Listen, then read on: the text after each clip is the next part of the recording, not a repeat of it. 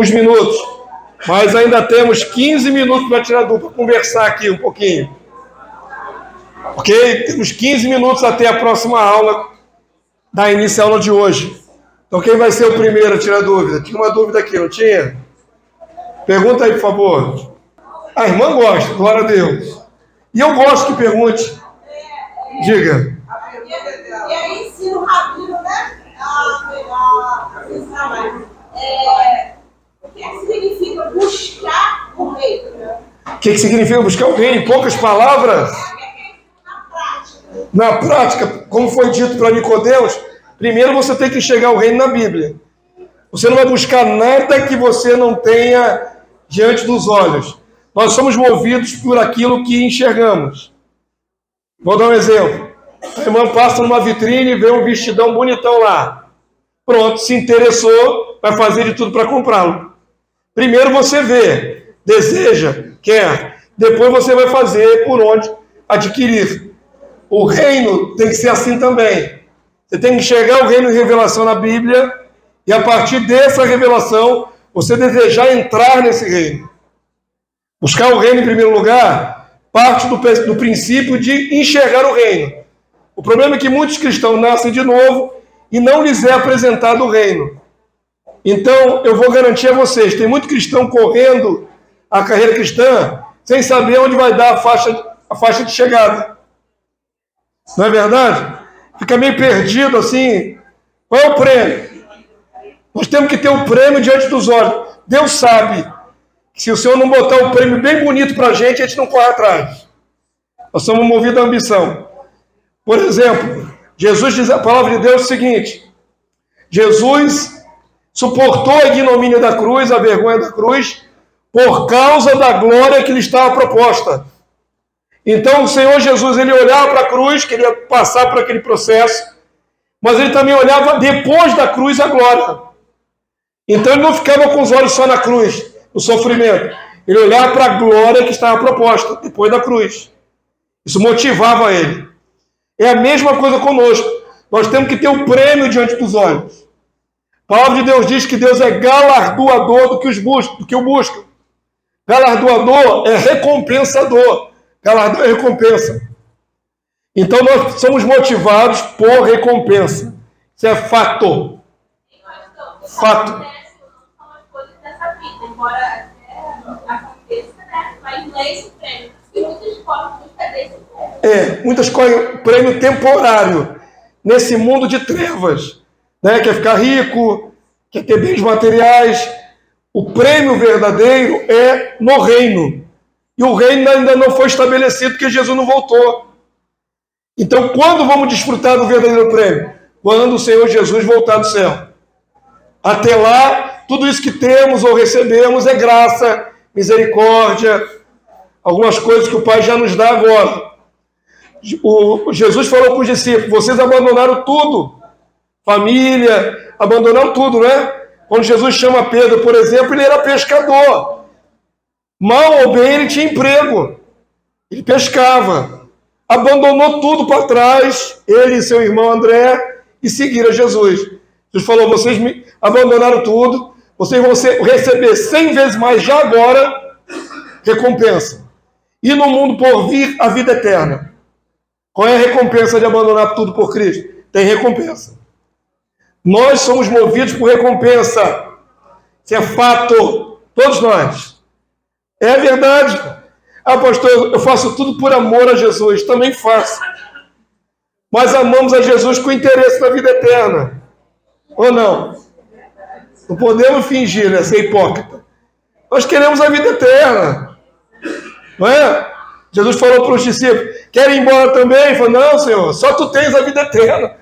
Eu estou interessado na vida eterna. Não é? Não abandonou Jesus por causa disso. Mas presta atenção. O reino tem que ser discernido na palavra para você desejar. O problema é que eu mostrei ontem que a igreja, depois de 21 séculos, perdeu o rumo e não fala mais do reino de Deus. Vocês perceberam nos textos de ontem que estão na sua Bíblia, que se pregava na igreja primitiva: o reino e Jesus Cristo, as duas coisas? Quantos viram isso ontem? Não está escrito, tanto nos evangelhos como em Atos dos Apóstolos, tanto ali quando o diácono, como é que é o nome dele? Diácono Filipe desce para Samaria, ele pregava reino de Deus e Jesus Cristo.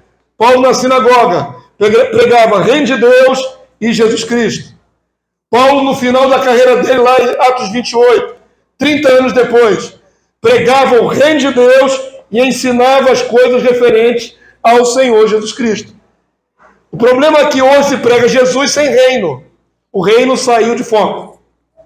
Precisamos colocar o olho de novo nos textos que falam do reino. O reino não é matéria de segunda, terceira, quarta importância. É de primeira importância.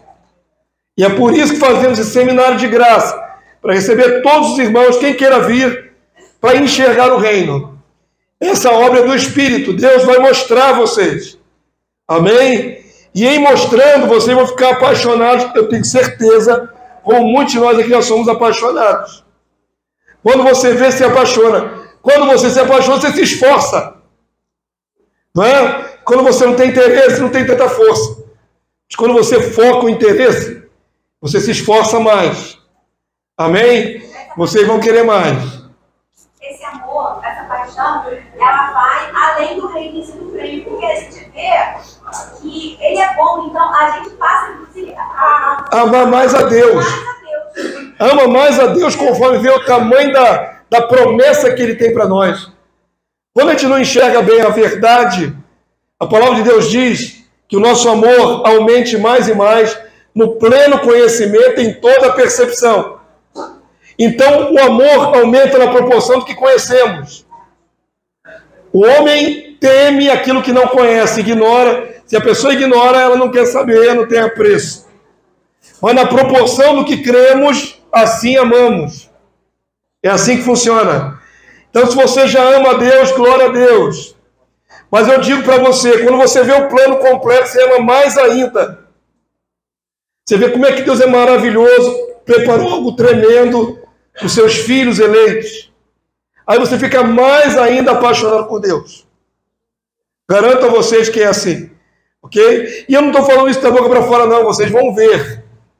Vocês estão aqui para ver o reino. Então vão ver o reino. Amém, irmão? Glória a Deus. Pergunta. Tem tempo para 2 perguntas. Quem quer perguntar da aula de ontem? 2 perguntinhas de 1 minuto. Gostei da irmã. Ela tem iniciativa. Fala. Veio e eu vejo assim na terra como já é no céu. Não é maravilhoso esse texto? Então, aí eu viajo, tá? Que bom. Vamos lá. Se viajar no Espírito, tá certo. Vamos lá. Aí eu fico pensando assim, que veio eu vejo assim na terra como já é no céu. Aí na minha cabeça, no meu entendimento, eu entendo que eu já tenho que começar a viver a eternidade a partir de tal momento. Sim. Porque o reino de Deus já está dentro de vós. Quando nós aceitamos a palavra, entendemos a palavra, o reino vem para dentro de nós no Espírito. Por isso enxergamos o reino. Mas o reino, literalmente, ainda virá quando Jesus descer do céu. A oração do Pai Nosso é a oração mais conhecida de todas do cristianismo. Até quem não é cristão sabe. Não crente sabe, budista recita o Pai Nosso, espírita recita o Pai Nosso, católico, todo mundo recita o Pai Nosso. E às vezes há pessoas que acham que a nossa vida ela tem que ser secundária. Porque veio ali no reino, então eu tenho que viver como terreno, sabe? Eu tenho que andar com a mente já no alto, diz a palavra de Deus, ó. Pensando nas coisas que são lá de cima, ó. Onde já está com a mente iluminada, pensa grande. Essa viagem que a irmã está tendo é corretíssima. Essa é de Deus. A viagem nas coisas futuras. Ok? Mas eu estava falando sobre o Pai Nosso, que a irmã introduziu. O Pai Nosso é a oração mais conhecida do cristianismo e a mais negligenciada. Quando os discípulos pediram a Jesus, ensina-nos como orar, a resposta, em Mateus capítulo 6, foi essa de Jesus. Quando vocês orarem, orem assim. Então Jesus não está dando uma sugestão, ele está ensinando como devemos orar, todos os cristãos. E aí todo mundo sabe Pai Nosso, não sabe Pai Nosso? E aí começa. Só que aprendemos, alguns igual na Igreja Católica Romana, como uma ladainha, não é decorada. Pai Nosso, está no céu, santificado seja o vosso nome, venha a nós o vosso reino, seja feito. Você não para pensar o que Jesus quis nos ensinar nessa oração modelo. Essa oração foi um modelo para ser seguido. Em primeiro lugar na oração, o que diz o texto? Pai Nosso está no céu, santificado seja o vosso nome. O nome de Deus é santo? É totalmente santo, santo 3 vezes. Mas ele é santificado aqui na terra? Não, irmãos. As pessoas fazem brincadeira com o nome de Deus, piada. Não temem. Jesus está ensinando ali no Pai Nosso, na oração modelo, a que nós clamemos para que a coisa mude. E a igreja não clama assim. Então depois que clama, né, santificado seja o vosso nome, o que mais que vem na oração modelo? Segunda coisa, o nome de Deus é santo, totalmente santo. E o que diz o texto? Vou fazer a brincadeirinha aqui com vocês. Venha! Bem nordestino. Venha! Tá pedindo. Jesus ensinou os cristãos a fazer o quê? A clamar para que o reino venha para cá. Não é? Olha bem, presta atenção. A ordem dos fatores altera, os tratores alteram o viaduto. Altera? Jesus ensinou, clamem para que vocês vão para o reino. O que ele ensinou? Venha, clamem, igreja, discípulos, clamem para que o reino venha. Para que seja feita a vontade de Deus aonde? Aqui na terra, como ela já é feita aonde? No céu. Para pensar no que Jesus estava pedindo para a igreja clamar. Como é que a vontade é feita no céu? Os anjos, tudo que está lá em cima. Alguém desobedece a Deus lá em cima? Não. Quem desobedeceu Satanás e seus anjos já foram expulsos. Então lá em cima eu poderia dizer que a vontade de Deus é feita 100%. E quantos por cento ela é feita aqui na terra? 0 seria demais, né? Nós estamos tentando aqui fazer a vontade de Deus, né? Estamos falando da vontade de Deus. Mesmo dentre os cristãos, qual é o percentual da vontade de Deus que é feita na terra? Não é pouco, irmãos? Muito pouco. Eu não vou arriscar um número, não. Minha irmã, mesmo os escolhidos pisam na bola toda hora. Então presta atenção. Lá em cima, o reino dos céus já está estabelecido. Mas aqui na terra, o reino de Deus não foi ainda estabelecido. Jesus falou, orem, clamem, para que venha o reino e seja feito aqui na terra, no mundo dos homens, como a vontade de Deus é feita no céu. 100%. Quantos creem que isso é possível? Foi o que Jesus ensinou. Mas todo mundo sabe citar o Pai Nosso só como se fosse uma ladainha, uma reza. Para pensar o que Jesus mandou fazer. Agora veja se as igrejas clamam para que o reino venha.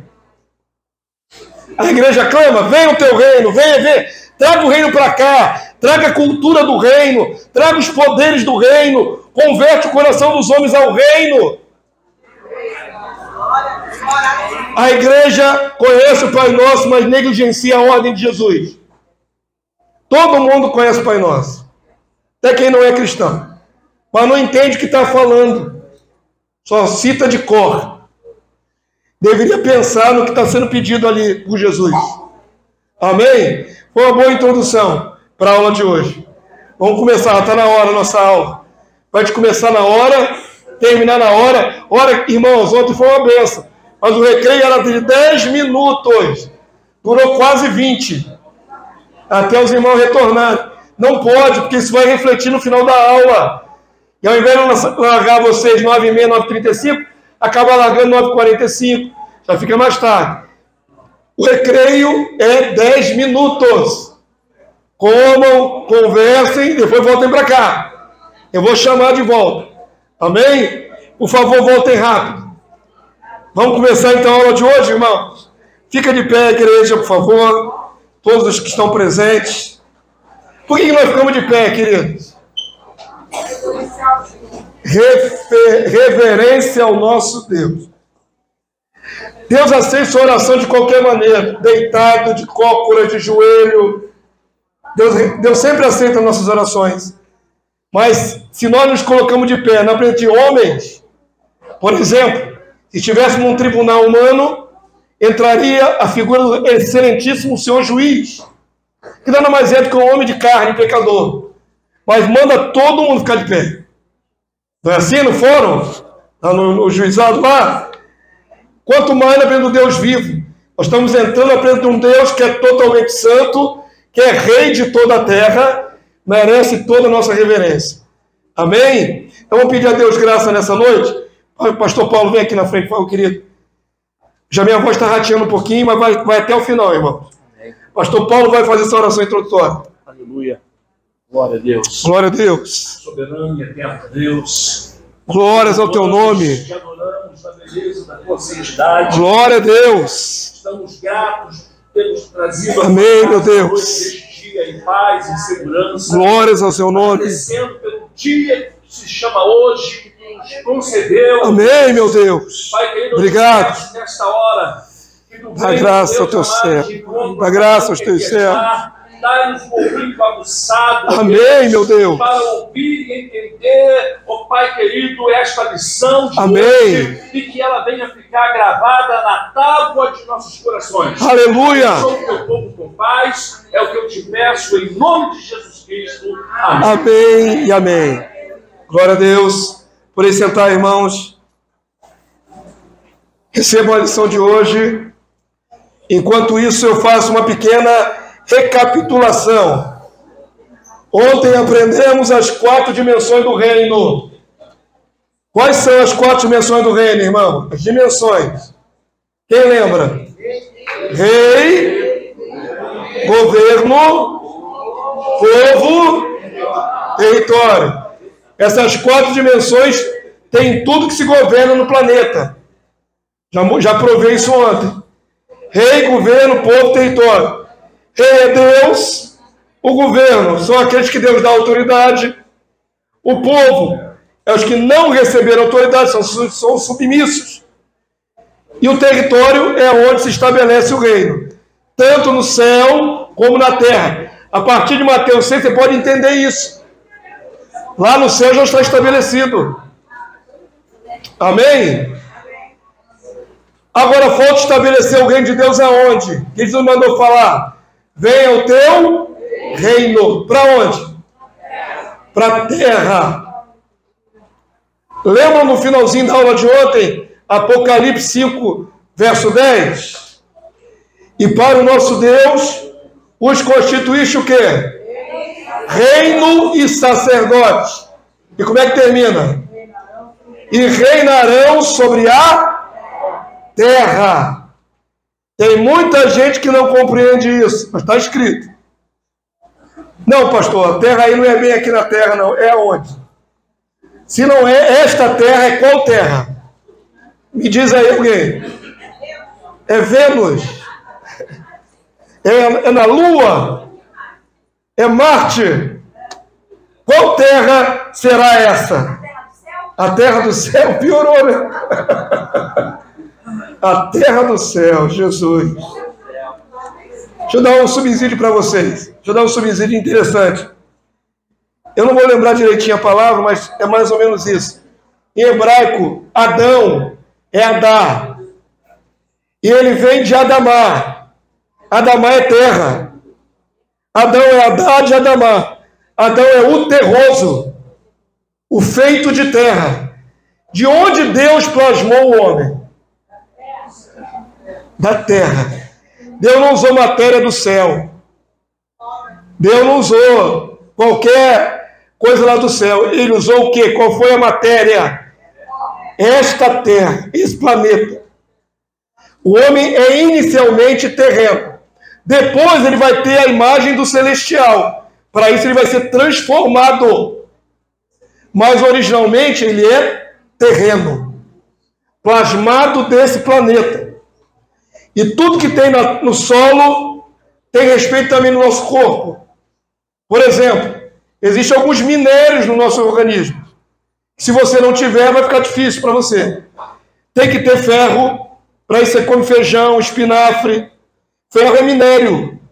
Tem que ter zinco, somente quem passou dos 40, porque senão envelhece as células. Tem que ter magnésio.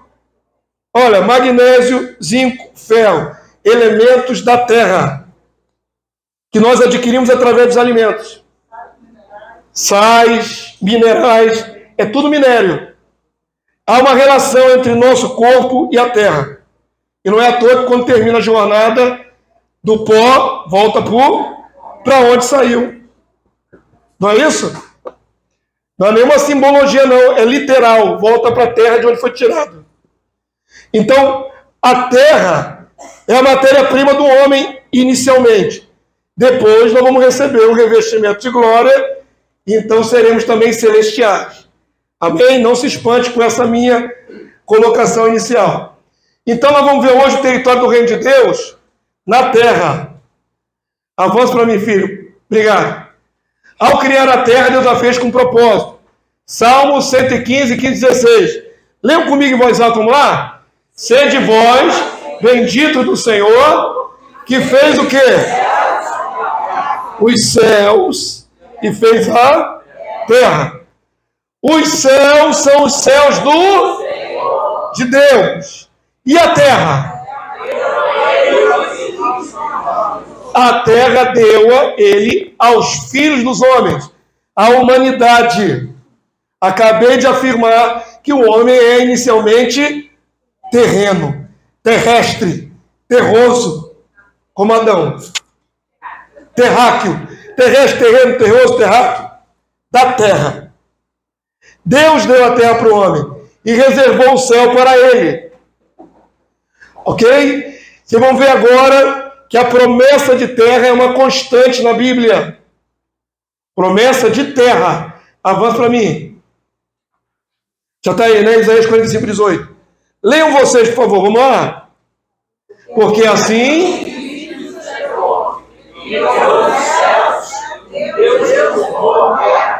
que a fez, não a criando para ser um caos. Caos, destruição, não é algo caótico e destruído, mas para ser habitada, moradia. Eu sou o Senhor e não há outro. Quem está falando é o próprio Deus usando o instrumento Isaías, usando o vaso de Isaías.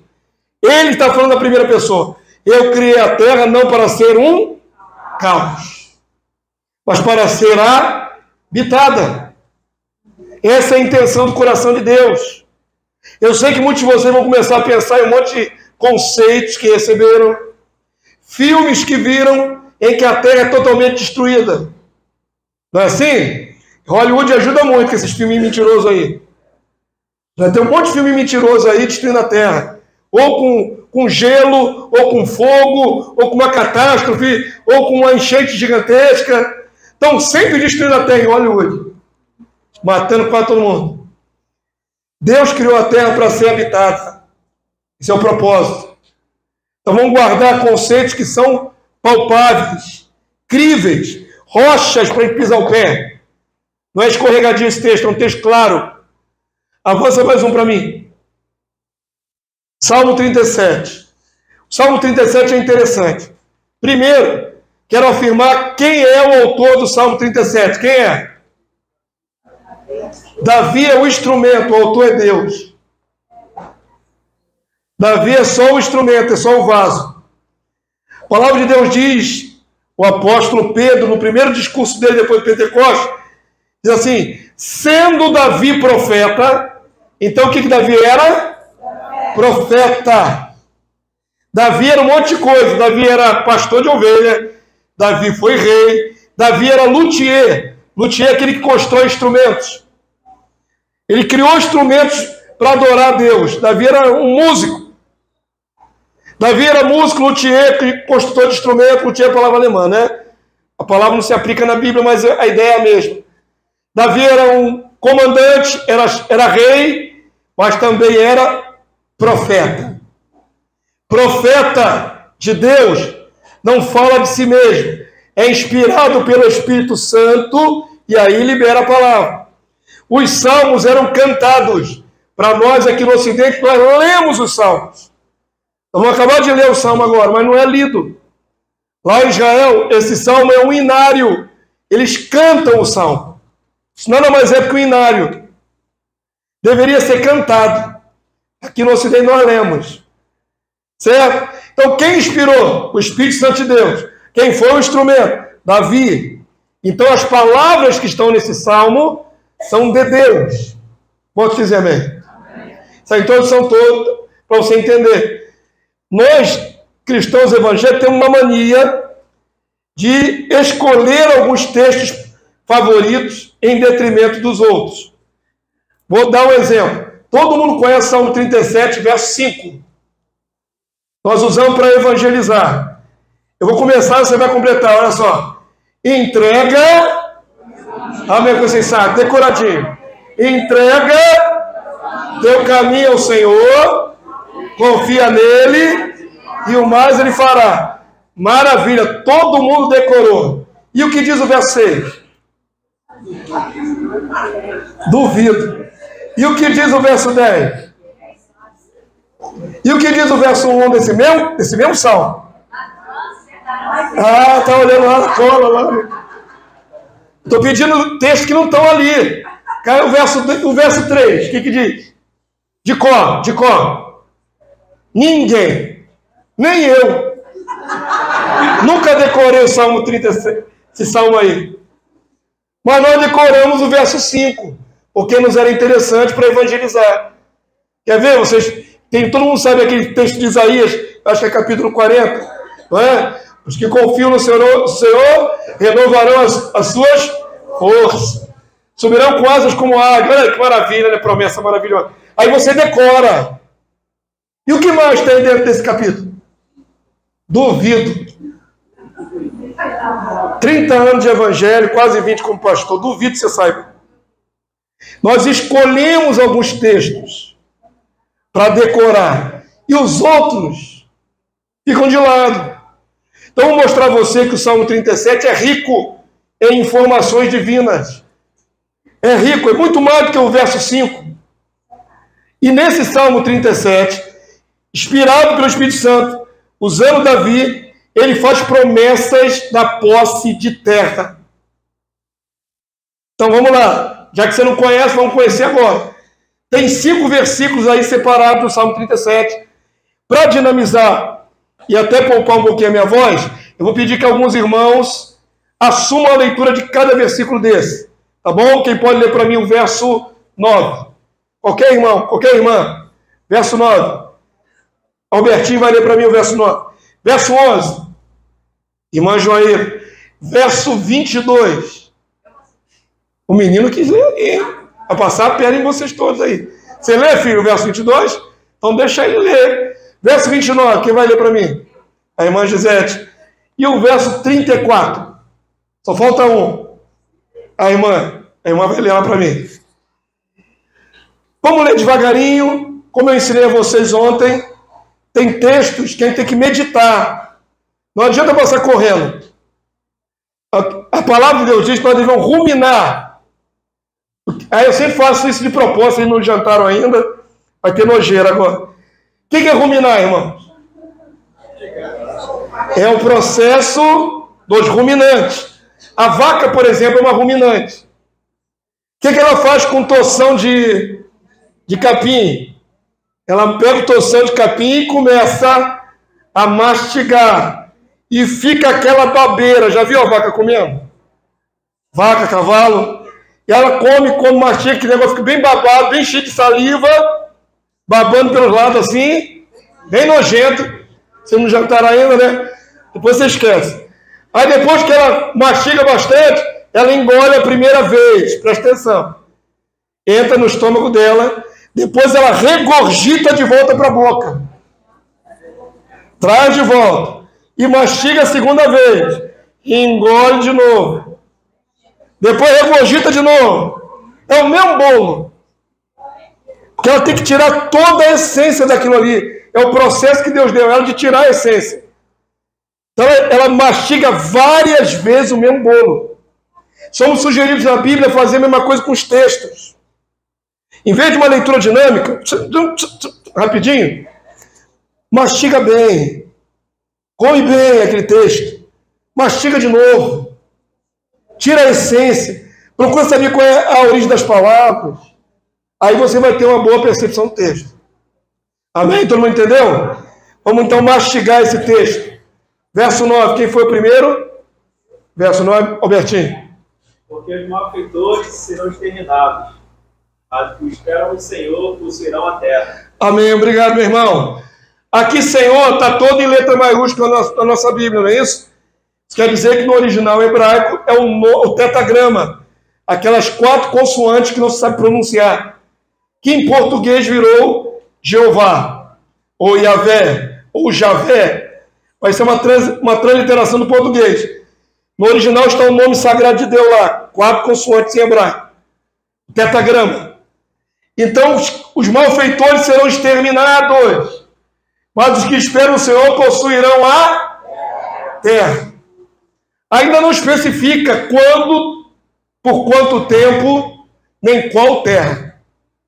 Certo? Vamos devagar. Verso 11. Mas os mansos herdarão a terra e se deleitarão na abundância de paz. Muito obrigado. Agora temos mais informação no mesmo salmo. Os mansos, o que tem aqui o verbo? Herdar. Herdarão a terra. Esse verso é interessante. Lembra ontem, quando passamos por alguns textos, eu falei, lembra da herança dos santos. Santos terão herança. E agora o Salmo fala a mesma coisa. Os mansos herdarão, terão a terra por herança. E se deleitarão na abundância de paz. Vou começar a fazer algumas colocações. Os tempos dos verbos nesse salmo aí é presente, passado, futuro. Futuro. Alguém pode pensar, porque já aconteceu isso em outras turmas.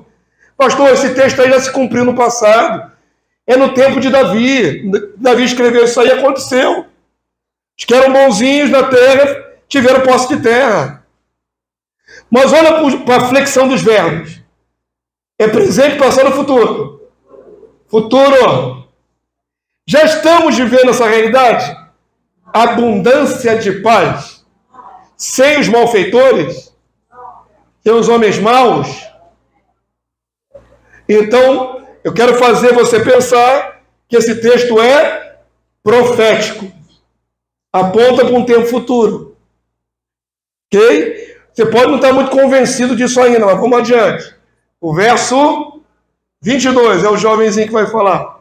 Aqueles a quem o Senhor abençoa possuirão a terra. Serão exterminados aqueles a quem abençoa. Obrigado, meu filho. Muito bem lido. Perceberam que aqueles a quem o Senhor amaldiçoa são tirados da terra? Os maus. Os maus já foram tirados da terra, irmão? Os maus estão no governo. E não é só do Brasil, não. Os maus estão na terra e em posições até de governo. Então esse salmo não se cumpriu ainda. Eu não falei sobre os mansos, né? Quando fala manso, diz o quê? Essa palavra manso quer dizer? É temperamento? Tem gente que é mais quietinha, né? Tá dela ali, quietinha. Manso, não. Pisa no pé dela, vê se ela é mansa. A palavra de Deus diz que o homem mais manso da terra era Moisés. E mesmo assim, no final, o velhinho Moisés, já com 100 e bordoada, pegou o cajado e deu na pedra. Manso pra caramba, né, irmão? No finalzinho já estava nervoso, dando cajadando na pedra. Olha, cadê a mansidão? Isso não tem a ver com personalidade. A palavra manso ali nos compara a ovelhas. Você não conhece o Salmo 23? Jeová é o meu pastor, nada me faltará. Ele me guia. Então nós somos ovelhas do seu rebanho, do seu pastoreio. Qual é a diferença? Quem não é manso é bode. Tem ovelha e tem bode. A ovelha é míope, a ovelha animal é míope, ela não enxerga muito longe. Então ela só enxerga a pouca distância. Ela tem que ver a outra ovelha ou o pastor para seguir. Então manso, o conceito bíblico de manso, é aquele a quem Deus governa, pastoreia com facilidade. O contrário é o bode, que não é fácil de guiar. Tem dura cerviz, dura nuca. Dura cerviz é aquele que não se inclina, não dobra a nuca. Fica ali, empáfido, né? Nós somos mansos, ou devemos ser mansos, como ovelhas que são guiadas por Deus. Amém? A esses que Deus pode guiar, porque eles dão ouvido, ouvem a palavra de Deus, eles vão possuir a terra. Todo mundo entendeu o conceito de manso? Agora vamos usar outro termo, os justos. Verso 29, quem é que está com o texto? Os justos herdarão a terra e nela habitarão para sempre. Agora eu queria que toda a igreja lesse esse texto de novo. Vamos lá? Os justos herdarão a terra e nela habitarão por quanto tempo? Para sempre. Forever, amém. Eu sempre falei isso, né, aqui no seminário. Forever, amém. Para sempre. Tem outra modalidade de interpretação dessa palavra? Eternamente. Para sempre pode implicar um período curto de tempo, irmão? Em lugar nenhum, em exegese nenhuma, em estudo aprofundado nenhum, para sempre vai deixar de ser o que é. Para sempre. Eterno. Forever. Forever pode dar uma gracinha, né? Forever, amém. Presta atenção, queridos. Até aqui, o salmo poderia ser aplicado no tempo de Davi. Quem foi justo no tempo de Davi, Deus protegeu e a pessoa pôde usufruir da sua terra naquele período. Mas não é isso, porque o salmo agora aponta para o futuro. E diz que os justos, vão herdar a terra. Então a terra é herança. E nesta terra que vão receber por herança, vão morar, habitar por quanto tempo? Para sempre. Quem foi que colocou essas palavras no coração de Davi? O Espírito de Deus. Deus é contraditório? Não.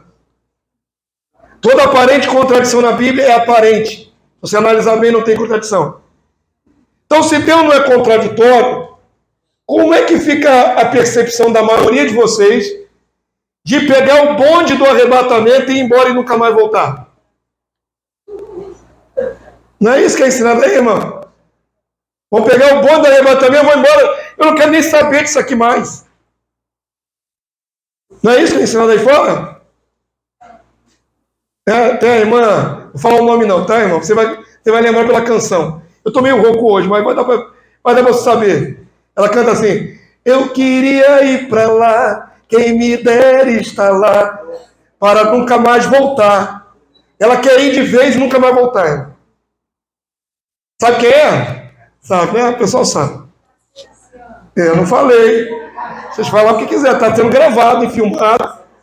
Eu não dei o nome do boi. Por que a irmã pensa que vai para lá e nunca mais vai voltar? Se Deus disse que os mansos, os justos, herdam a terra para sempre. E nela morarão, habitarão. Como é que fica essa ideia de ir e nunca mais voltar? Dispensa-se a herança da terra? Afinal de contas, como alguns ensinam, a terra vai acabar numa hecatombe nuclear e vai tudo para o fogo, junto com o diabo e os perdidos.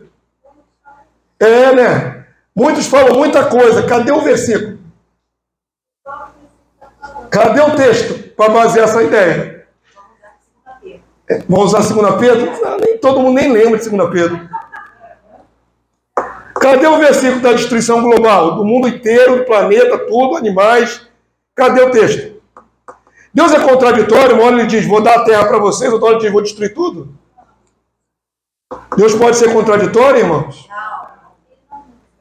Então, se Deus não muda e a promessa dele permanece até se cumprir, aonde está a contradição? No que Deus escreveu, inspirou, ou no que os homens ensinam? Onde é que está a contradição?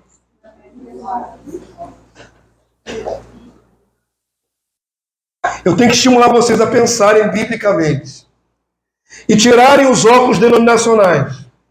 Quando nós vamos a Cristo, nós vamos para uma igreja. Hoje a igreja do século XXI é multidividida, multifacetada. Seria bom se todo mundo tivesse comunhão, mas não é verdade. Certo? Vou fazer uma crítica agora à igreja de modo geral, não estou falando da sua em específico. Vou fazer uma analogia aqui para vocês entenderem o que eu estou querendo passar. Aqui na freguesia, nós estamos aqui no Pichincha, o próximo bairro para lá é freguesia. Certo? Quem está indo para bairro.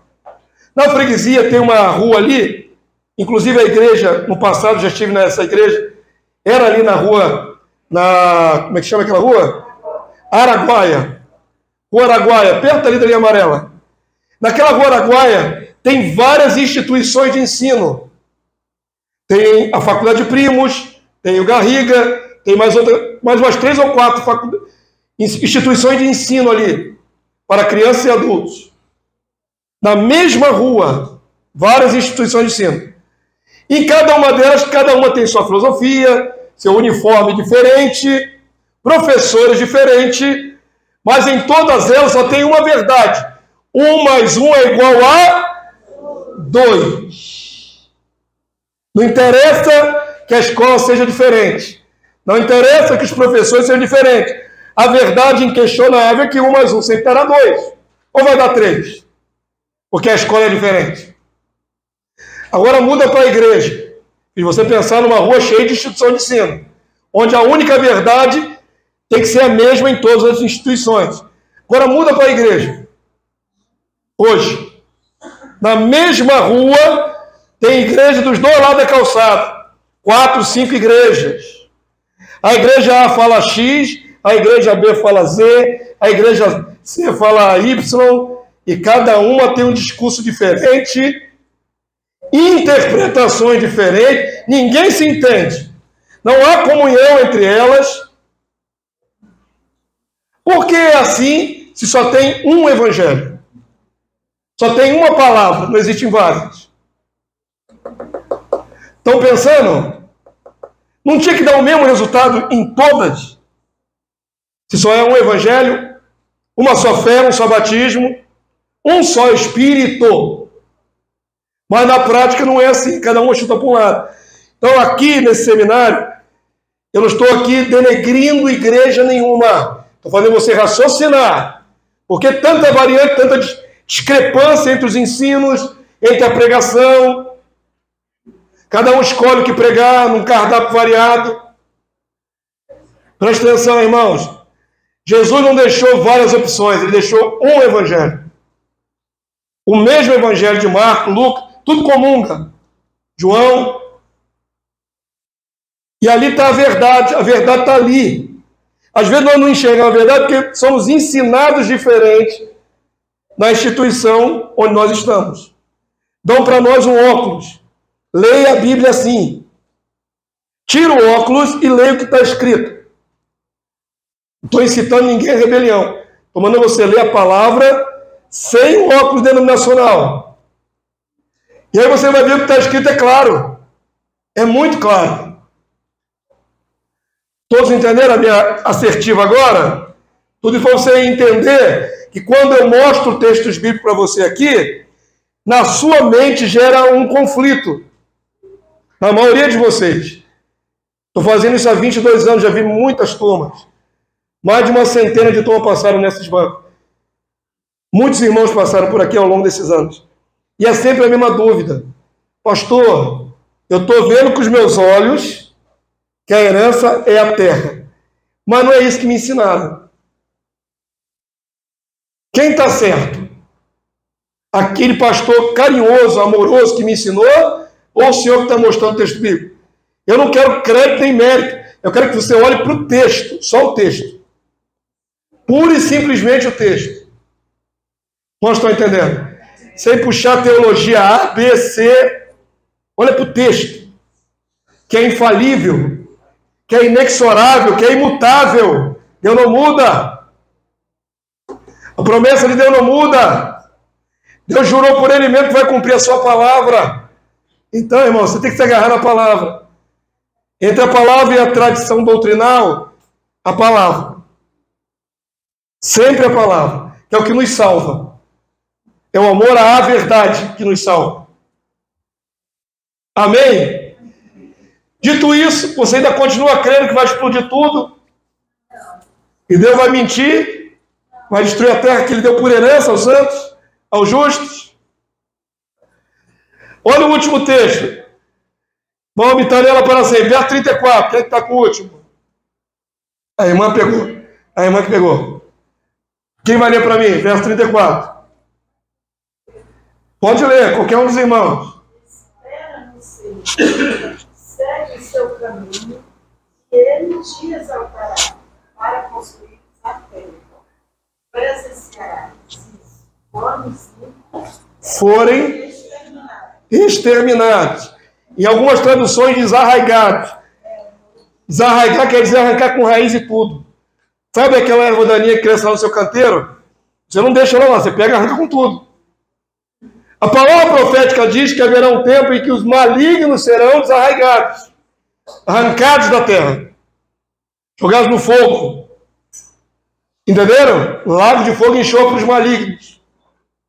Mas os justos herdam a terra por herança e nela habitam por quanto tempo?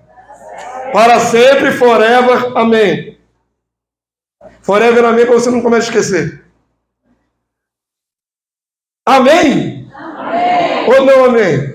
Amém. Agora, eu vou andar um pouquinho mais, depois de tirar dúvida. Se eu parar para tirar dúvida, vai uma meia hora. Vamos ler mais um texto. Avança aí, filho. Isaías 60, verso 21. Isaías também é profeta aprovado de Deus, irmão? Inspirado pelo Espírito Santo de Deus. Deus usou a cabecinha do homem lá para escrever isso aí? Usou. E a boca dele também, né, para pregar. Isaías 60, 21, um dos maiores profetas do Antigo Testamento, profeta messiânico que anunciou a vinda do Messias, Jesus. O que ele disse está falado, irmãos. Lê comigo aqui, por favor, vamos lá? Todo mundo. Todos os do teu povo serão justos.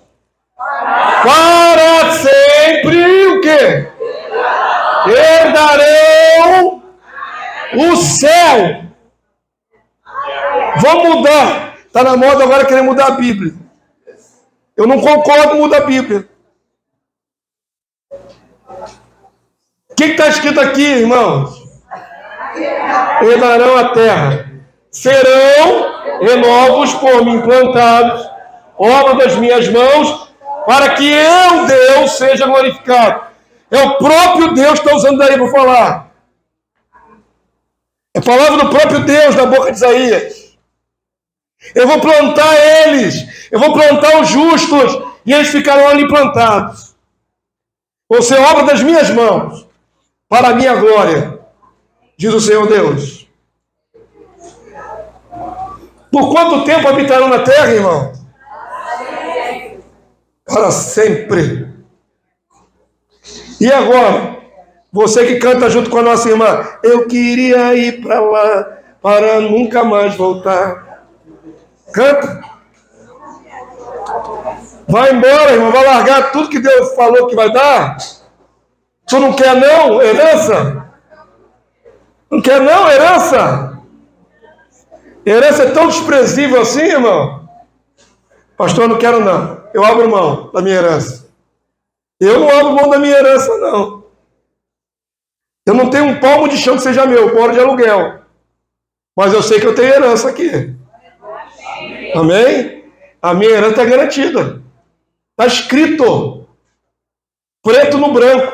Pode procurar a versão que você quiser de tradução de Bíblia. Vai dar a mesma coisa. O problema não é o que está escrito. O problema é como você te passar a ideia. Não é o que está escrito. Diga, varão. Pastor. O fato no qual nós vamos ser arrebatados e levados ao céu, nós vamos ficar no céu para sempre. Pô, fala errado. Está escrito isso lá no texto? É só um encontro. O arrebatamento é um encontro nos ares. E nem é no céu de Deus, é nos ares entre nuvens. E quem diz que vai ficar todo mundo flutuando nos ares? 1 Tessalonicenses. Exatamente, 4,16. o encontra nos ares com Jesus. Mas quem disse que a gente fica ali flutuando a vida toda nos ares? Vai morar nos ares? Paulo nem usa a palavra céu, usa ares. Do céu desce Jesus. Diga, minha amada. Fala muito sobre a terra. Porque herdarão a terra. Essa terra que a gente já está aqui, eu posso deixar minha casinha aqui? Mais ou menos. Porque vai ter uma bala aí, Deus vai abalar muita coisa aqui nessa terra ainda.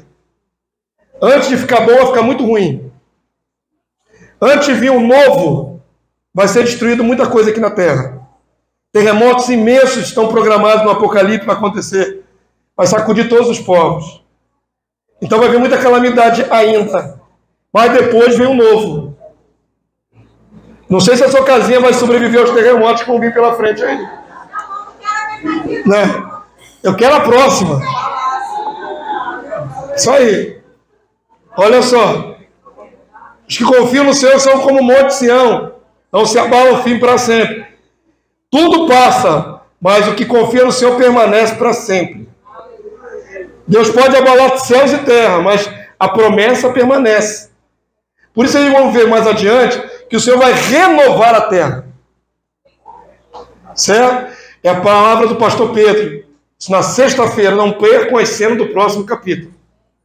Eu não entrego logo a rapadura de cara, não. Vamos construir devagarinho. Vamos devagar. Mas já quebrei um monte de paradigma na mente de vocês aí, não quebrei? Essa palavra acaba causando uma desconstrução. Joga um monte de coisa que estava em pé no chão. Mas se é verdadeiro, permanece. O que não é verdadeiro, o que for de homem cai. O que é de Deus fica. Herdar a terra. E ponto final. Eu poderia citar um monte de texto, irmão. O que não for ter texto enfatizando isso. Um monte. Não tem tempo para a gente dizer tudo. A promessa dada a Abraão. Abraão foi prometido o que para Abraão? Céu ou terra? Terra de Canaã em possessão perpétua. Para ele e para o seu descendente. Em possessão perpétua. Abraão, enquanto vivo, não tomou posse da terra. A palavra de Deus diz no livro de Atos Apóstolos, capítulo 7, se eu não me engano, relato de Estevão, antes de ser apedrejado. Ele narra a história de Israel ali para aqueles inimigos dele ali. Ele fala, Abraão não teve um palmo de chão para ele, um palmo de chão para ele.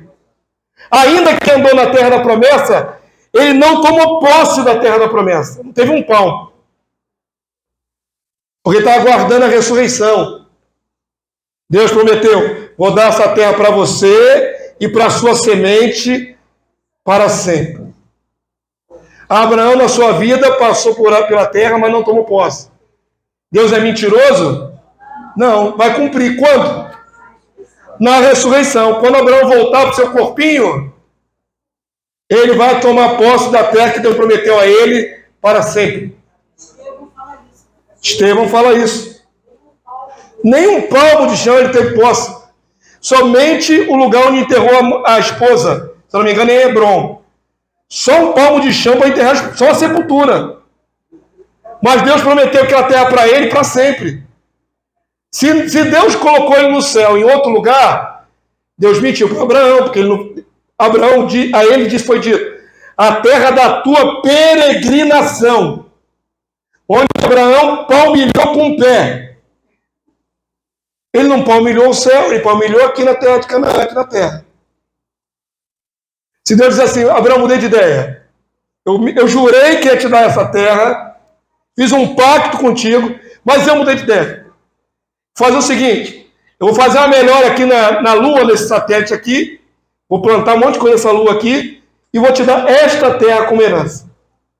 Abraão pode ressuscitar dos mortos e dizer, não, Senhor, meu Deus, o Senhor não disse que era na Lua, o Senhor disse que era a terra que eu peregrinei. E eu peregrinei naquela terra lá, eu quero aquela. Essa é a promessa de Deus para Abraão. É o pacto, a aliança. Amém? E Deus não pode mentir, porque ele jurou por si mesmo. Ele colocou a dignidade dele de Deus nesse pacto. Se ele mudar, ele quebra o pacto. Deus não muda, Deus é imutável nas suas promessas. O problema não é o que você está vendo na Bíblia, nem o que eu estou narrando para você, irmão. O problema é entendimento errado. O que está na Bíblia é isso. Certo? Perguntas. Vou dar uma chance de pergunta agora. Perguntas. Agora surgiu um monte, né? Menos quem sabe. Quem sabe, por favor, não pergunta. Deixa os irmãos de primeira viagem. Eu acho que gera muita confusão. São os textos lá de Apocalipse, onde João vê a igreja lá no céu. Então, aqueles textos acabam confundindo as pessoas, né? Tem outros textos, né?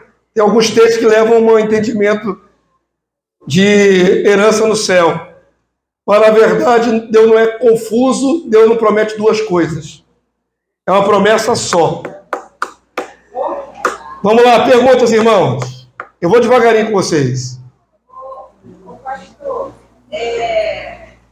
fala, nos textos que o senhor leu, fala sobre os céus, né? Os céus são os céus do Senhor. Então está no plural, existe mais. A ideia de mais de um céu. Eu vou falar isso bem rapidinho, viu? Na tradição judaica, se acreditava em 10 níveis de céu.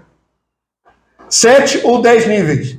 Quando a gente fala céu aqui no Ocidente, na cultura ocidental, a gente pensa num lugar plano. Mas, na verdade, tem andares. Paulo não fala do terceiro céu? No mínimo tem 3 andares. Primeiro céu, segundo céu, terceiro céu. Só que quando a gente pensa no céu, a gente pensa num lugar plano. Está todo mundo no mesmo nível. Está Deus, está os anjos. Não estão. O céu tem camadas. A palavra céus em hebraico e tanto no grego, ela é plural. Ela dá a ideia de mais de um lugar. Então não é o céu plano de Deus. São níveis. E Deus está no mais elevado dos níveis. Entenderam? Então há referências a mais de um céu. Construiu? Nós herdaremos a terra. E a gente não vai ver Jesus, Deus. Ele não vai descer não, irmã? Eu estou interessado. Então, não perca esse tempo no próximos capítulos. Já está avançando, já quer ver Jesus. Vai ver Jesus. Calma, só um pouquinho. Eu acho que não é ainda hoje. Mas a irmã vai ver Jesus voltar. Vai ver Jesus voltar. Claro, eu também quero ver Jesus voltar. Só não é na aula de hoje. Aguarda um pouquinho que a irmã vai ver Jesus voltar. Tem que acontecer um monte de situação aqui na terra antes de Jesus voltar. Tem que ter grande tribulação, tem um monte de coisa para acontecer. E vão ver tudo isso. Quem perseverar, não estou me esquivando de responder. Quem perseverar vai ver isso com o texto bíblico. Porque eu não rifo aqui ideias. A gente lê o texto. Okay? É bom ver o texto. Bom, já que vocês não perguntam, já passaram aqui muitos homens de Deus, mulheres de Deus, e alguém falou assim, não, pastor, você está interpretando errado. Esses textos do Salmo já aconteceram na história de Israel. Israel já tomou posse da terra, no período deles. Depois perderam a terra. Ele pensa, né, na conquista geopolítica de Davi, depois de Saul, e posteriormente por Salomão. A terra da promessa nunca foi habitada na plenitude conforme Deus prometeu. O maior, digamos assim, território alcançado pela dinastia de Davi foi de Salomão. Foi a maior parte do território. Nem chega perto de tudo que Deus prometeu. Deus não prometeu só os arredores de Jerusalém. Deus prometeu desde o rio Eufrates, Tigre Eufrates aqui no Iraque, até o Líbano, até o mar Mediterrâneo e ao norte da África, na Arábia Saudita. É uma terra muito maior que Israel nunca tomou posse. Nunca. Entenderam? Então não diga que a palavra que foi prometida já se cumpriu. Até porque os malignos não foram tirados da terra. Até porque ninguém experimentou abundância de paz. Isso é uma promessa para o reino vindouro. Quando o rei Jesus estiver conosco, tudo isso vai se cumprir. Aí vai tirar os malignos, aí vai ter posse de terra. Isso depende da volta de Jesus. Mas pode alguém estar com cheio de fio desencapado na mente aí, dando curto-circuito? Pegou na mufa aí? Não estou entendendo, pastor. Eu estou lendo com esses olhos que a terra não há de comer, se Jesus voltar logo. Mas não estou entendendo. Eu leio, mas não encaixa. Encaixa assim. Joga o preconceito fora que você está lendo um texto claro. Esses textos não carecem de interpretação, nem de curso de hebraico ou grego. Eles são claros, objetivos, explícitos. Não são aqueles textos que são mais difíceis de interpretar com figuras, com simbologias. São textos objetivos. Mas alguém pode estar dizendo, pastor, você só falou de texto do Antigo Testamento. Só falou de texto do Antigo Testamento. Veio Jesus, fez uma nova aliança e mudou tudo. Jesus mudou tudo. Então vamos ler Mateus 5,5. Palavras do Senhor Jesus. Vamos ver se ele mudou tudo. Lê em voz alta o que Jesus falou. Vamos lá? Bem-aventurados os mansos. Porque o que, igreja? Herdarão o quê? Não é o céu, não? Quem é que está falando ali? Jesus.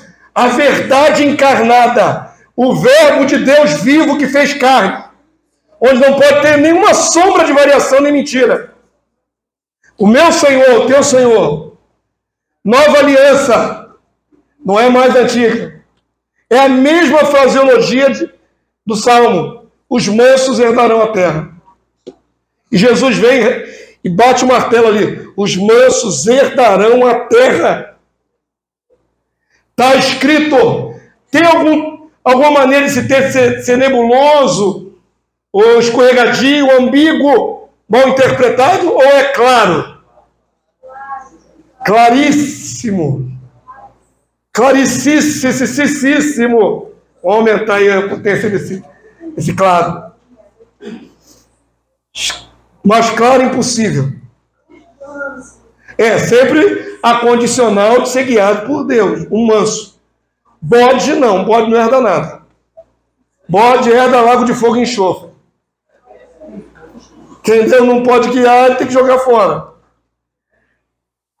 Mas quem de Deus se deixa ser guiado é manso e tem direito à herança da terra.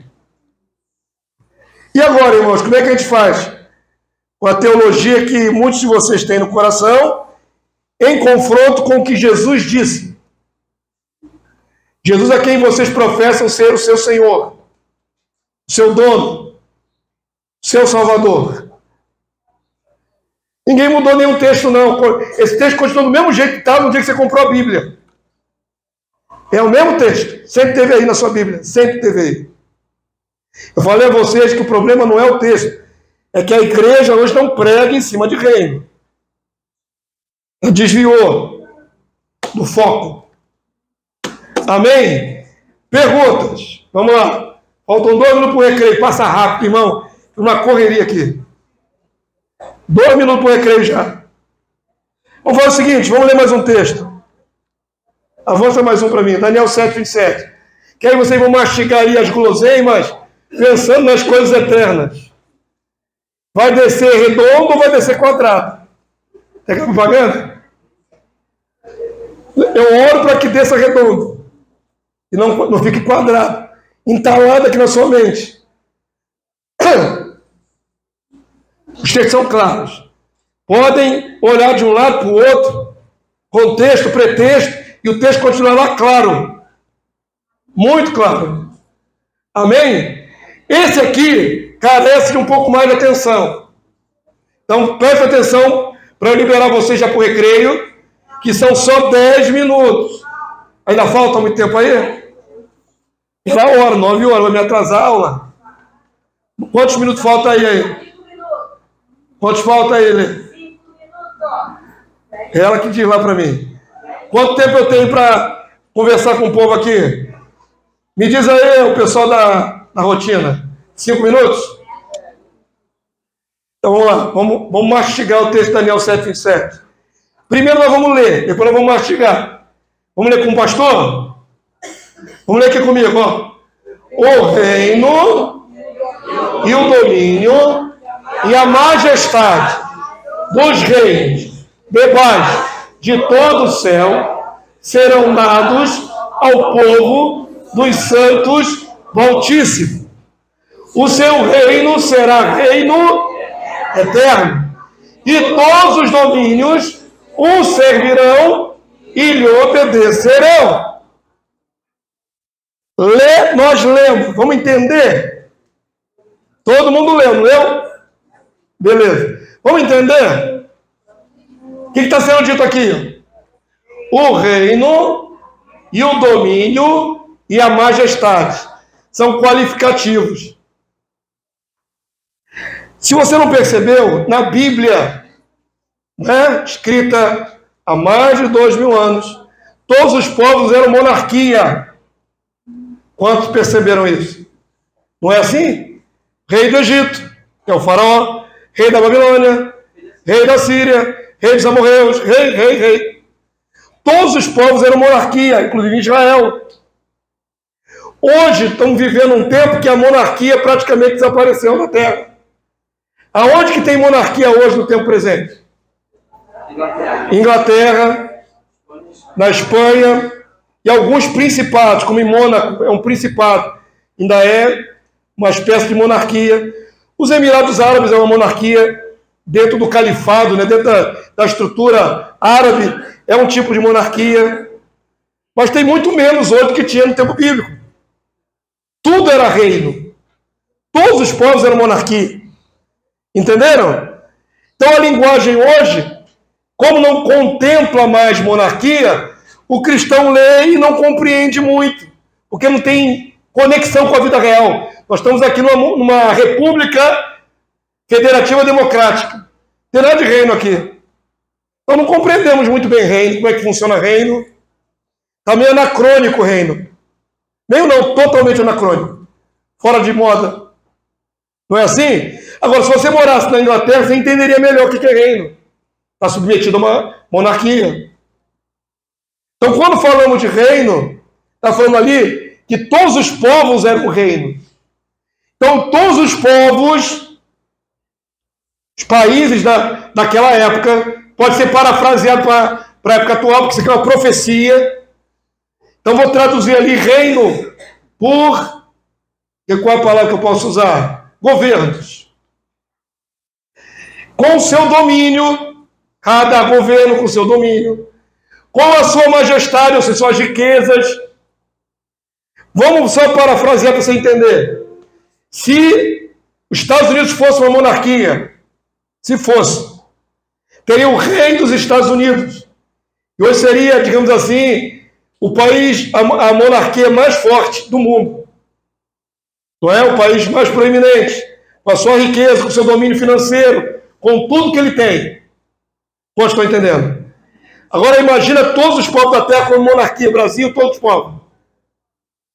Então, todas essas monarquias, com seu domínio, com a sua majestade, dos reinos, debaixo de todo o céu, esse detalhe é importante.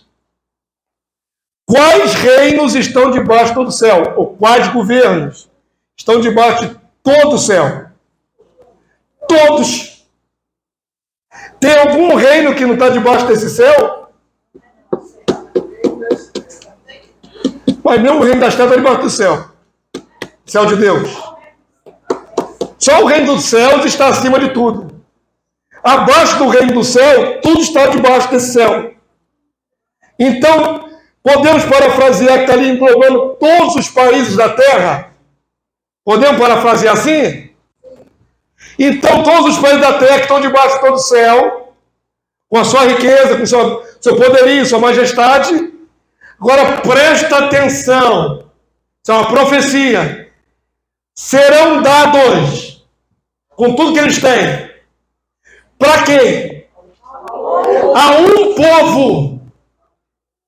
Qual povo? Santos do Altíssimo Deus. Aqui é o Elion, um dos títulos de Deus. Quem é o povo dos santos do Altíssimo? Quem são, né? Só a igreja. O corpo de Cristo. Mas tem mais gente nesse corpo, não tem? Israel não entra, não? Ah, vocês já fecharam o pacote. Mas tem gente aqui que não pensou em Israel, nem por um decreto. Pensou só na igreja gentia.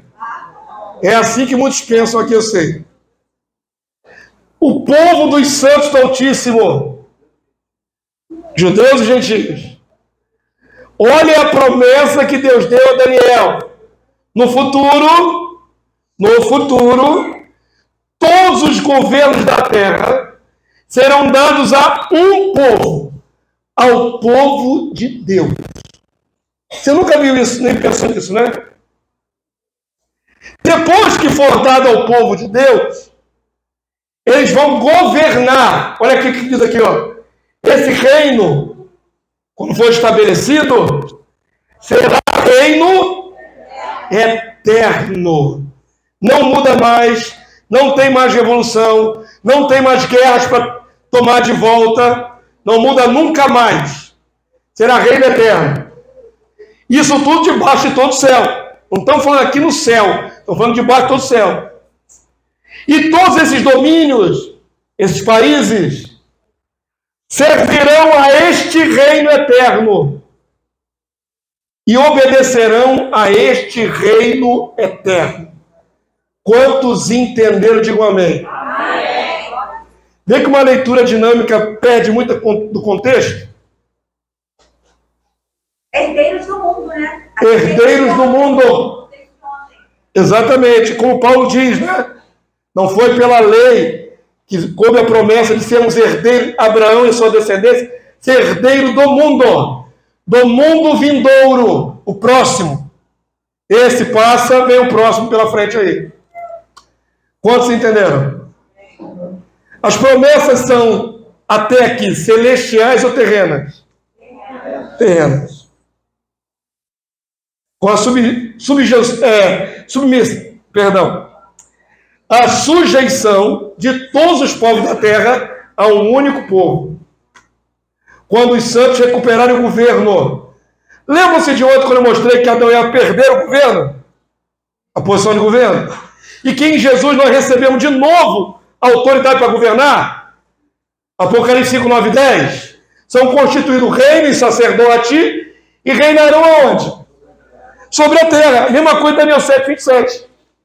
Vão reinar onde? Eu já vi gente querer reinar no céu. Veja bem. Quem reina, o verbo reinar pede complemento. Quem reina, reina sobre alguém ou sobre algum lugar. Não é isso? Então, vamos reinar sobre quem lá no céu? Sobre os anjos? Uns sobre os outros? Eu vou reinar sobre o pastor reina sobre mim. Nós vamos reinar sobre as nações. Nós vamos reinar sobre os povos. Não há aleluia e glória a Deus, porque vocês estão ainda processando, daqui a pouco vocês vão entender. Eu falo coisas aqui que vocês ficam pensando. Vai baixando, né? O download. É como processando. O pastor falou aí, como é que é isso aí? Da onde que eu tirei isso? Que eu vou reinar sobre nações. Daniel 7, 27, Apocalipse 5, 9 e 10 e outros textos que estão aí no finalzinho da sua aula. Você vai sair daqui sabendo que vai reinar sobre as nações. Em nome de Jesus. O que você não sabia ontem, vai saber hoje. E amanhã saberá mais ainda na terceira aula. E na quinta-feira saberá mais ainda. E na sexta-feira saberá mais ainda. Não perca as cenas do próximo capítulo. Amém? Vamos ver se já te liberou lá. E aí, liberou? Glória a Deus. Então, no meu relógio aqui, 9h05. 9h15, todo mundo de volta. Vamos lá, vamos ruminar isso aí que aprenderam hoje. Vamos lá, ruminar. Essa aula não é online, ela não está sendo transmitida online, mas ela está sendo filmada, vai ser editada e posta no nosso canal do YouTube. Para poder rever essa aula se você quiser depois. Ok? Quem não sabe qual é o nosso canal, depois eu dou a dica direitinho. Mas as aulas vão ficar online. Você pode ouvir tudo de novo. Você pode passar para outras pessoas. Só não estou liberando live, ao vivo. Se eu liberar live, você não vem. Ah, não vou hoje, não, vou ficar vendo em casa. É o povo cristão, é assim, irmãos. Eu falo de cadeira porque eu conheço as ovelhas que eu crio aqui nessa casa. Tem um povinho que é só graça para sair de casa. Então, se eu der mole, fica em casa vendo pela TV. E não vem aqui no santuário. Então, eu determinei, não vai ser live. Vai ficar gravado e depois nós vamos disponibilizar no canal. Aí você vai lá no canal, visita, se inscreve, nos dá aquela força, né? Para aumentar o número de irmãos recebendo a visão. Já está sendo gravado, está tudo ok? Então vamos lá. Onde nós paramos? Daniel 7:27. Todos os governos do mundo que estão debaixo do céu serão entregues por Deus a um único governo eterno. O governo do povo, dos santos, do Altíssimo. É o reino de Cristo. É o reino de Jesus com os santos. Eu falei que você vai ver na Bíblia que todos nós fomos chamados para reinar com Jesus. Não estou dando muito por aleluia, está econômico aleluia aqui. Porque estão processando ainda. Na mídia aí, os pastores de mídia não falam isso para as ovelhas. Eles vão reinar com Jesus. Tratam as ovelhas como se fossem povo. Vocês não são povo, terceira dimensão do reino. Vocês são o governo. Amém? É um reino de sacerdotes. Eu sei, irmãos, que não é assim que o povo trata as ovelhas aí fora.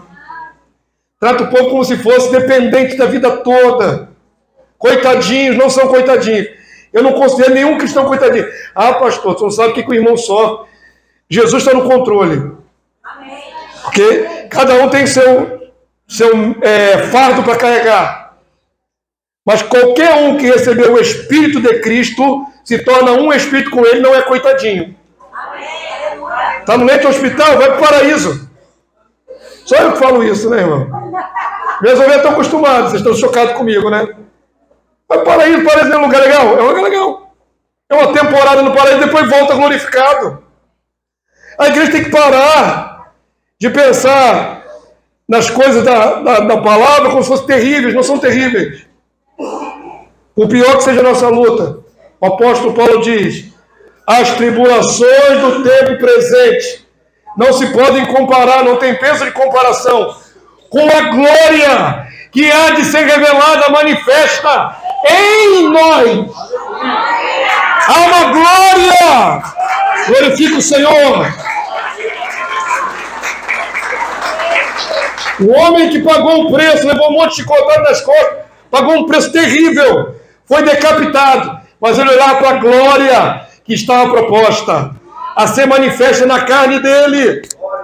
É glória. Então, por mais que você esteja sofrendo agora, irmãos, não tem peso de comparação com você no reino glorificado.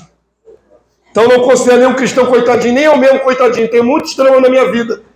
Tem os meus dramas, mas não sou coitadinho. Eu tenho o Espírito Santo, estou selado para essa glória, então não sou coitadinho. Nós temos direito a reino, reinar com Cristo. E aí, então, vou mostrar agora. Avança para mim, por favor.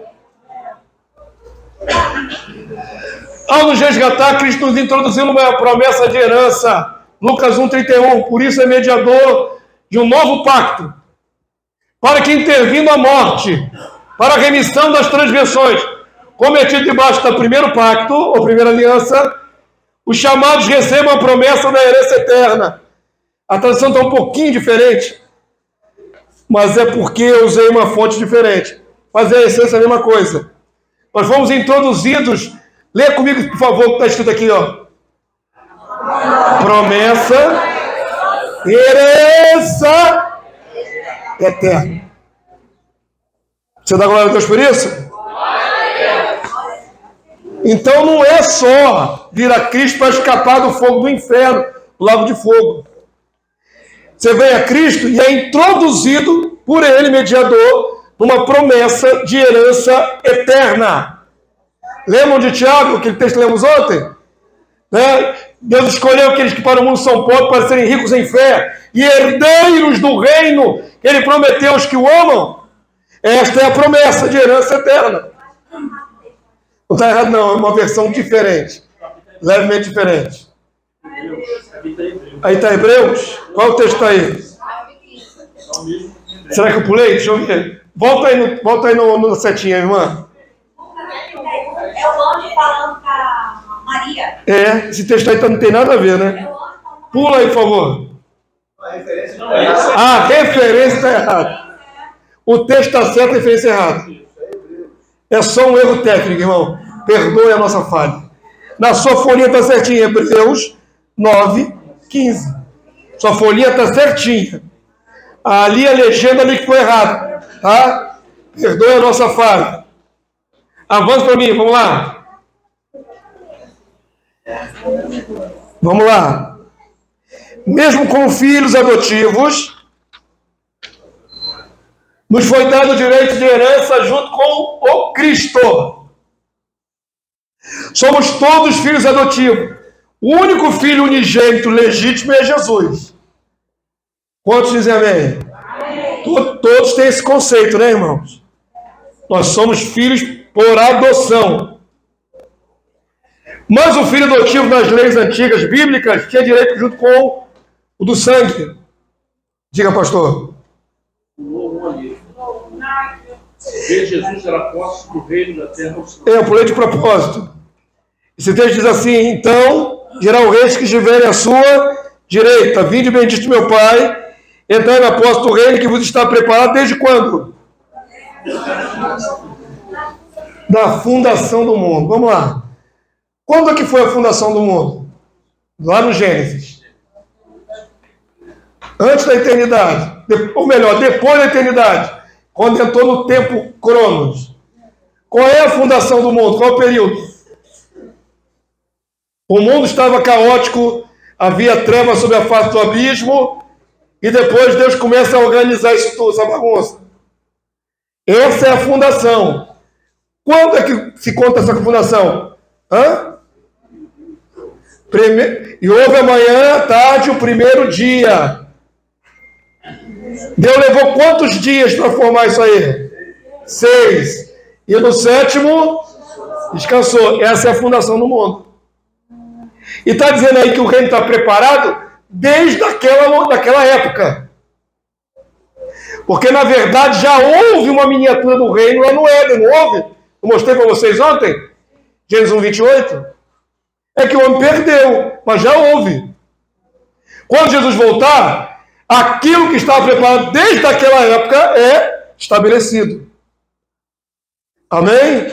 O conceito é esse. Tem mais um pouco de conceito dentro desse texto, mas vou passar um pouco adiante, que teria que abrir um outro leque de informações.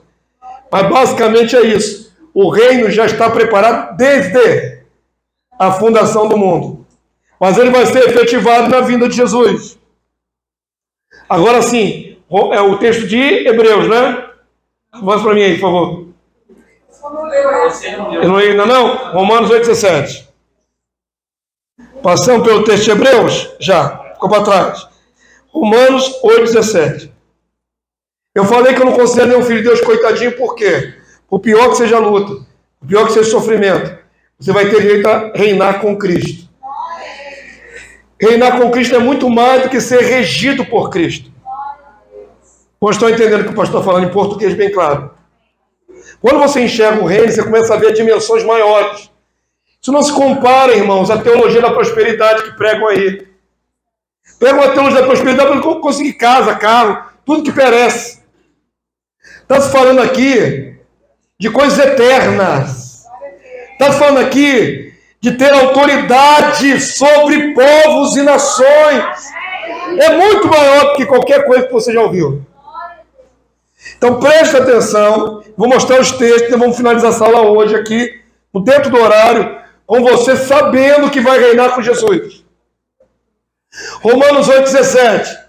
Como eu gostaria que os pastores de mídia, os pastores que estão aí com televisão, podendo falar para milhões de pessoas, repetissem esses textos lá no programa deles, para que todo cristão assumir essa verdade. Romanos 8,17. Leia comigo devagarinho. Está um pouco diferente da tradução que está aí na sua Bíblia, na sua folhinha, mas é o mesmo texto. Dá para acompanhar aqui, vamos lá? E se filhos, também herdeiros. Herdeiros de Deus, co-herdeiros com Cristo. Diga assim, eu sou co-herdeiro com Cristo. Ele é o herdeiro de todas as coisas. Nós somos os co-herdeiros. É junto dele, junto de. Ele é o filho primogênito. Nós somos os filhos adotivos. Mas com direito à herança com ele. Quantos entenderam co-herdeiros? Quantos sabiam que ia herdar junto com Jesus? Que eram co-herdeiros. Não é isso que é ensinado para o povo. Mas foi o que Paulo ensinou. Isso aqui é apóstolo Paulo, irmão. Romanos, livro de Romanos. Se você é filho de Deus, aí você pode afirmar, quantos são filhos de Deus? Então você é co-herdeiro com Cristo. É o que está escrito. Eu vou tomar posse. É como diz aí no jargão popular. É para aplaudir de pé, igreja. Essa é para aplaudir de pé, igreja. Toma posse. Essas palavras não estão aí só para a gente ler, achar bonito. É para você gerar fé. É gerar fé nessa promessa. Isso é para mim, eu quero. Não é ambição desmedida, é o que o Senhor programou para os seus filhos. Presta atenção. Se você é filho, perceberam se, toda vez que você lê se numa frase bíblica, você treme, porque ali está a condição. Se é condicional. Se tem o Espírito de Cristo, esse tal é dele. Se não tem, esse tal não é dele. Se perseverarmos até o fim, aí vamos ser salvos. Se, condição. Todo mundo entendeu? Então, se você é filho, e vocês já afirmaram que são, estão dentro da promessa. São co-herdeiros com Cristo. Agora vem outro se aqui, ó.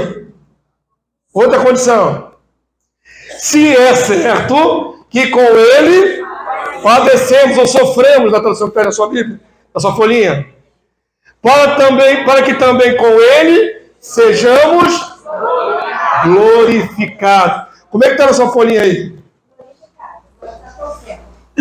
Se sofremos, né? Padecemos e sofremos é a mesma coisa. Tem uma condição, tem que pagar o preço da cruz diária. Abrir mão de um monte de coisa. Por que crente não pode isso, não pode aquilo, não pode aquilo outro? Pode. Você pode se esbaldar no mundo e ficar fora do reino. O que você acha? Escolhe. Ou você pode abrir mão de um monte de coisa agora, para depois ter autoridade para reinar o reino futuro. A proposta é essa. Por que abrimos mão de tantas coisas? Para sermos confirmados na salvação e podemos herdar tudo, todas as coisas. Eu não estou falando de usos e costumes, eu não estou falando de ir na praia, eu não estou falando nada disso, estou falando de abrir mão de pecado. Pecado. Das coisas que tiram o homem e a mulher de Deus da herança. Amém? Não estou falando de uso e costume, estou falando de pecados grosseiros. Alguns filhos de Deus não abrem mão. Vai ficar fora do reino. O reino tem condicionais. Ah, já sou de Cristo dentro. Não, peraí. Você foi chamado. Mas são muitos chamados. Quantos escolhidos? Poucos. A porta é larga ou estreita? Apertadinha assim. Sob medida para você entrar. Se tiver com pecado, você não entra. Então não adianta, queridos. Tem condicionais.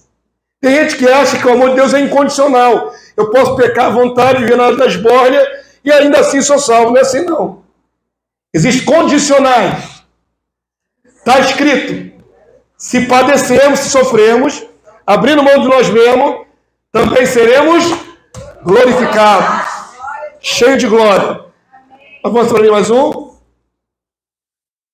Essa aí eu amo. Eu amo de paixão. Esse é o texto que está na sua folhinha. 2 Timóteo 2, 11, 12. Essa você tem que guardar com carinho, irmão. Quem tem hábito de escrever na própria Bíblia, tem gente que não gosta. Respeito. A gente gosta de ver a Bíblia intacta, como se fosse um respeito, uma reverência. Mas é bom você ter uma Bíblia de brochura, né, aquela mais molinha, e ali você faz suas anotações. Eu acho interessante estudar numa Bíblia e deixar marcado algumas coisas. Esse texto é para marcar. Porque é uma promessa fiel. Começa assim o apóstolo Paulo. Fiel é esta palavra, digna de toda fé. Fiel quer dizer, aceite como fé. É digna de aceitação que eu vou dizer agora. Vamos ler juntos? Fiel é esta palavra. Se, pois, já morremos com ele aqui é Jesus, também com ele viveremos. Tem uma condição aí, não tem? Tem um se. Se é condição. Se você mortificar a sua natureza humana, você vai viver eternamente. Se. Paulo diz, se vivemos na carne, caminhamos para a morte. Mas se pelo Espírito mortificarmos os feitos do corpo, caminhamos para a vida. Está escrito no mesmo livro de Romanos. Então, se você morrer para as paixões terrenas, você também vive com ele Jesus. Agora lê a segunda parte. Se perseveramos, pagamos preço, com ele também o quê? Reinaremos. Agora está sendo escolhido uns aleluia aí no meio da igreja. Se nós pagamos o preço, também com ele, Jesus, reinaremos. Vamos conjugar o verbo reinar. Vamos conjugar o verbo reinar. Eu reinarei, tu reinarás, nós reinaremos, eles reinarão, vós reinareis. E por último, como é que é o último? Esqueci. Eles reinarão. Aí entra o se perseverar. Não era legal se todos os ministros do Evangelho ensinassem suas ovelhas que eles têm direito de reinar com Jesus? Não deveria ser básico isso para toda a igreja? Lembra quando eu falei que independente da bandeira da fachada do prédio, tinha que ter só uma verdade? Como um mais um é igual a 2 em qualquer instituição de ensino? Assim, isso aí também é uma verdade única. Tem que ser pregado em todas as igrejas. Se perseveramos, também com ele, Jesus, reinaremos. Com ele, ao lado dele. Não é só escapar da morte. Não é só escapar do lago de fogo. É reinar com Cristo. O que mais diz o texto? Agora vem o se mais terrível. Vamos lá. Se o negamos a Jesus, também ele não vos conheço, não te conheço. Apartai-vos de mim, maldito. Ele vai negar diante do Pai e dos santos anjos. Jesus conhece tudo e todos. Ah, pastor, ele não conhecia essa pessoa, conhece todo mundo. Ele diz que vai negar. Eu renego você. Porque você tem iniquidade. Quantos entenderam? É simplesmente assim. Se negar, é negado. Se perseverar, reina. Se negar, será negado. Diga, minha irmã. É a mesma coisa que o pecado. É. Uma série de pecados se enquadra nesse termo iniquidade. Série de pecados. Tudo que Deus proíbe, né, irmã? Tudo que Deus rejeita. Hoje nós estamos vendo um tempo tão terrível, o tempo do fim, em que algumas igrejas estão aceitando até homossexuais como líderes. Infelizmente. Mas a palavra nunca vai mudar. Para Deus será sempre abominação. Os homens mudam, as leis humanas mudam, mas Deus não muda. E o juízo será a segunda palavra. Então, meus irmãos, infelizmente, estão vendo aí a igreja se deformando. Igreja cristã evangélica. Mas o Senhor vai julgar. E horrenda coisa cair na mão de Deus vivo. E o juízo começa pela casa de Deus. Está escrito. E muitos dirão naquele dia, Senhor, em teu nome expulsei demônio, falei novas línguas, fiz muitos milagres. Aí Jesus nega. não te conheço. Você tem iniquidade. Não limpou as vestes? Está fora. E aí pode ir direto para o lago de fogo e enxofre. É pesado isso, né? Mas eu quero que vocês saiam daqui felizes, pô. Falei que vocês vão reinar com Cristo. Mas o meu lado pastoral vem lá com um cajado para dar nas ovelhas, né? Admoestar as ovelhas. Vamos lá, avança aí, tem mais um, tem? Amo esse texto também. Você gravou aquele de 2 Timóteo? Grifa aí na sua Bíblia, bota, sabe aquele marcador de texto bem laranja, amarelão? Você achar depois? O Rei Jesus nos dará autoridade sobre as nações, irmãos. Eu não sei por que os crentes não leem a Bíblia. Está escrito aí, no dia que você comprou, estava aí, irmão. Vamos ler, irmãos. Promessa do Senhor Jesus. Lê em voz alta com o pastor, vamos lá? Ao que vencer e que guardar as minhas obras até o fim, essa é a condição, eu lhe darei autoridade sobre quem? Sobre quem? Nações, no plural. Daniel 7, 27. Esse reino que vai dominar sobre todos os reinos da terra, do qual nós somos co-herdeiros. Jesus é o rei de toda a terra. E nós somos príncipes e princesas. Estou esquecendo as irmãs, né? Príncipes e princesas. A Bíblia não fala muito dessa terminologia porque ela é basicamente patriarcal. Então eu sempre uso o nome do homem para falar dessas coisas. Mas as irmãs estão dentro. Amém? Todas elas. Eles são herdeiros da mesma promessa. São herdeiros da mesma promessa. Então preste atenção, queridos. Você sai daqui pensando nisso hoje, em nome de Jesus. Você vê outro convidado para esse seminário e não sabia o que ia ouvir. Ia falar de reino, mas o que é o reino? Hoje, só na segunda aula, você tem muita coisa o que pensar, o que digerir, o que ficar em casa orando. Senhor, o que aquele pastor lá falou, está certo conforme a verdade ou ele está torcendo contextos? A palavra de Deus diz que deve ser provada. A palavra, provai os espíritos se procedem de Deus. Se eu estou aqui pelo Espírito de Cristo ou se estou pelo Espírito de engano? Vocês têm que provar. Provem para vocês mesmos se isso é verdade. Sabe como é que se prova se isso é verdade? Tentando negar o que está escrito. É assim. Se eu puder dizer que isso aqui está errado, se eu achar outro texto que desminta tudo isso, então o que ele está falando está errado. Tenta desmistificar, desmontar o que está escrito aqui. Tenta. Se você conseguir, eu me dobro. Eu sou pela verdade. Sabe que vocês não vão conseguir? Porque isso aqui é a verdade absoluta, irmão. É verdade sem mistura, sem óculos. É a verdade nua e crua, explícita. Amém? E é só a segunda aula, amanhã vem mais. Vão perseverar até amanhã, irmão? Eu sei que alguns de vocês não vão nem na própria igreja 2 vezes na semana. Às vezes não dá, né? Mas aqui é um esforço necessário. Amanhã já estamos na metade. Faça um esforço, se esforce. Não está pagando nada, só passagem, combustível. Isso é um esforço para aprender. Quantos aprenderam coisas maravilhosas nessa noite?